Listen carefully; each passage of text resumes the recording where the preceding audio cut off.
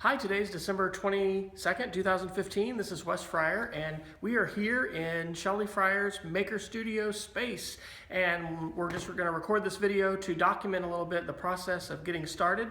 2 summers ago, Shelly and I went to a wonderful week-long institute in Vermont called Create, Make, and Learn, which is awesome. And we both got very inspired to create maker spaces in our classrooms. And so last year I had a whole second classroom with my 4th and 5th graders, and this year Shelly is getting to use this awesome room in the church that adjoins their school and basically use it as a maker space. So what I thought we'd do is talk a little bit about the overall philosophy and then kind of go to each center. With this video, if you find this post, and I'll put it in the notes on the YouTube video, you'll see kind of how this has just started out as an empty room. And what I found worked well last year for the Maker Studio was having different centers that would change, but students would be able to be in those centers and create and make specific things and learn specific skills that were related to that center. And so when I was teaching 4th and 5th grade STEM the last 2 years, and it was really just last year we did this, students would be in with me doing a main lesson, and then others would be in the Maker Studio. I think Shelly's going to have all her students be able to come in here together. So we're kind of starting with ideas for 5 different centers. Over here is going to be the green screen, and for about $140 on YouTube, you can get a whole green screen setup that is awesome with the whole backdrop. It includes 3 tripods, everything. We'll shoot another version of this once we have everything kind of in place. But keys are a tripod mount. This is a little iPow tripod mount that costs about $9, and it clamps on to the iPad, and then you have a tripod. So that's something really important for green screen. And so students will be able to take their iPads and create green screen videos. They also, I don't know that we're going to have wireless over here, so the students will have to get probably their backgrounds before they come here, or we'll have to kind of work that out. There may be a way we'll put up some pictures. Tether maybe, or we could even put up we could do a Pirate Box server that kids could connect to with some different pictures. But basically, they'll be able to get those pictures and put them in the back of their green screen. And then, isn't this cool? Shelly has these. These are just little plastic. I haven't used these before. They look like plates, but then you can put these down for students to know where to stand and where to go. And so we'll take down the power, for that station. So this station right here is probably going to be the absolute favorite station. Towards the end of last semester, I had my students vote on what station we should keep and which we should let go of. I'm dark? Okay. So tap on me, and then it should expose me. Did that work? And so anyway, it was amazing. It was surprising to me that the kids liked the Rube Goldberg station the best. And so basically for Rube Goldberg, what we need are PVC pipes. We need track, like foam track. And then the students are going to have marbles. We're going to be putting up eyelets. My students have whiteboard and things that they could attach with rope. We're going to put some pulleys up here on the screen, and then marbles. And then students can basically create multiple chain reactions for Rube Goldberg, where their marble's going to start and it's going to cause something else to happen. So this is kind of one of the ones that you can recycle all kinds of things, and you might not think it's that big a deal, but my kids just loved making those. And then it's also awesome to use your iPhone in slow motion and then be able to record when they get it successfully, record it happening. And then you've got that, for them to be able to share and to sort of celebrate again and go in their portfolio. It's pretty awesome. And those end up being very short videos. I mean, they're like 10 seconds long. Here in the middle, we're going to do a Lego station and probably Lego stop motion. So one of the fun things that you can do with Legos is you can create Lego movies. There's a great free app actually for the iPad and iPhone and iPod Touch that you can use to make Lego movies.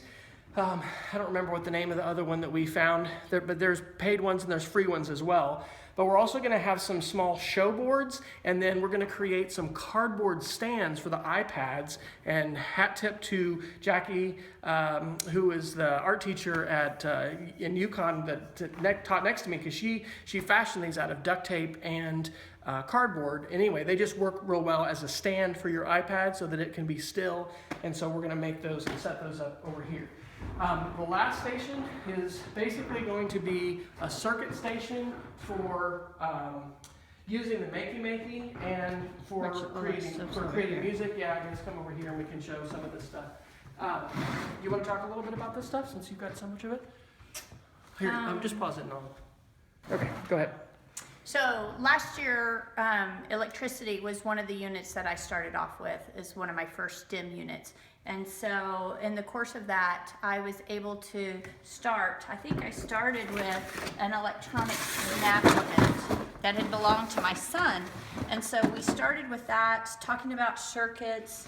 And then once I got started, I started ordering different things that teachers had recommended or that we learned about at our workshop in Vermont. Little Bits are awesome, so I just put it on an Amazon wish list, and as people wanted to get things for the classroom or donors choose, then I started adding those things. We also have two things that I didn't use are the Makeys, and so we're gonna set up a computer station over in that space and then get going on the Makeys.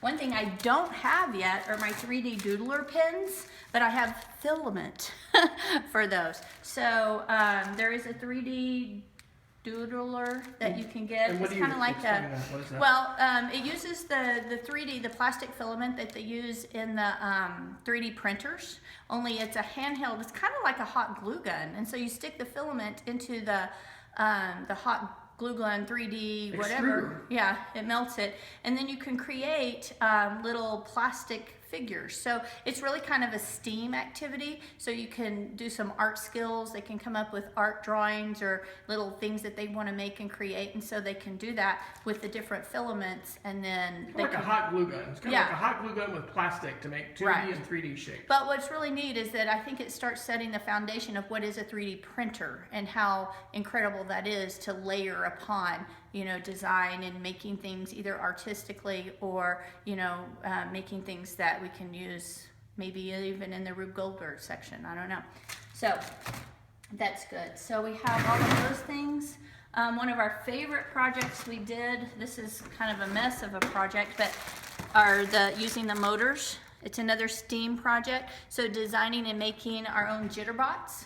And so it's building, again, working on the electricity kit, learning about circuits and closed circuits and open circuits and making motors run. And so we will use these tools right here, these little motors and these connectors to build our own doodlebots, jitterbugs. We have a lot of these LED lights that we can add to those. Oh I know. Gosh. So you know what, honey? We should, when we get this going, let's have a play date here. yeah, Why don't we? And we can invite people to come and play. come and play. And so, all right. So, last thing. What's your advice? You did it in the Voxer. In the Advice for people getting Voxer, started. I suggested you cannot wait until you get it all figured out. You just have to jump in and start. I started with this electronic snap kit that belonged to my son. I started with a box of Legos. And so that's where we started. And out of the love of the electrical and the circuits and building and making it became very hands-on. So I collected things for that. I collected things with Legos, and then out of that I began collecting other things that they could build and make with, Connects, or the marble mazes, or there's a whole set. Solder kits. We haven't even used the solder kits. I haven't even opened those. I have 2 of these, so I'm really anxious to do this. I have a whole set of these just little wooden blocks that my kids love to build with. This comes out almost every morning in my classroom, where they're building and making bridges and ramps and tall buildings, and so just even simple things like a blocks to have and build and make and create. And I don't worry so much. I know that they're learning. I know that it ties in with some standards somewhere, somehow. And if you have to spend time figuring that out, well, spend time figuring it out. But for my recommendation is just don't worry about that. Just go ahead and jump in and start.